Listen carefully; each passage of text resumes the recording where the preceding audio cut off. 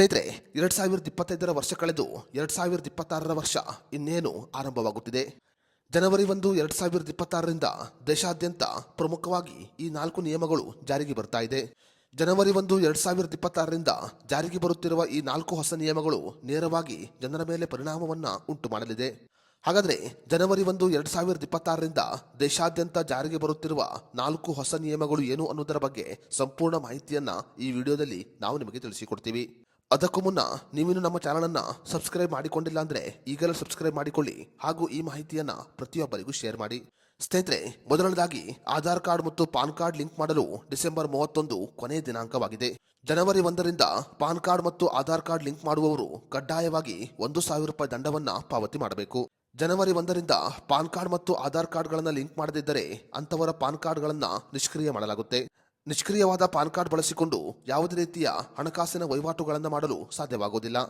ಇನ್ನು ಎರಡನೇದಾಗಿ ಸರ್ಕಾರಿ ನೌಕರರಿಗೆ 2026 ವರ್ಷದಿಂದ ಬಂಪರ್ ಯೋಜನೆ ಜಾರಿಗೆ ಬರಲಿದೆ. 2026 ವರ್ಷದಲ್ಲಿ ಸರ್ಕಾರಿ ನೌಕರರಿಗೆ 8ನೇ ವೇತನ ಆಯೋಗ ಜಾರಿಯಾಗಲಿದೆ. 7ನೇ ವೇತನ ಆಯೋಗ ಡಿಸೆಂಬರ್ 31ಕ್ಕೆ ಮುಕ್ತಾಯವಾಗಲಿದ್ದು, ಜನವರಿ 1ರಿಂದ 8ನೇ ವೇತನ ಆಯೋಗ ದೇಶಾದ್ಯಂತ ಜಾರಿಗೆ ಬರಲಿದೆ.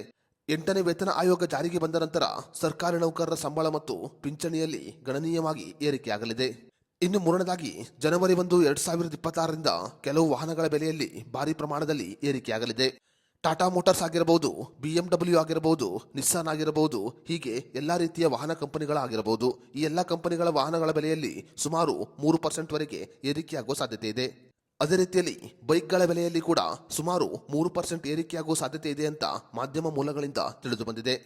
ಇನ್ನು ಜನವರಿ 1ರಿಂದ ಗ್ಯಾಸ್ ಮತ್ತು ಇಂಧನ ಬೆಲೆಯಲ್ಲಿ ಕೂಡ ಭಾರಿ ಪ್ರಮಾಣದಲ್ಲಿ ಏರಿಕೆಯಾಗುವುದನ್ನು ನಾವು ಗಮನಿಸಬಹುದು.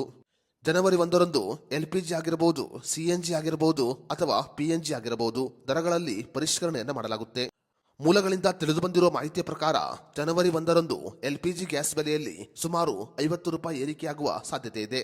ಈ 4 ನಿಯಮಗಳು ಜನವರಿ 1, 2026ರಿಂದ ದೇಶಾದ್ಯಂತ ಜಾರಿಗೆ ಬರಲಿದೆ.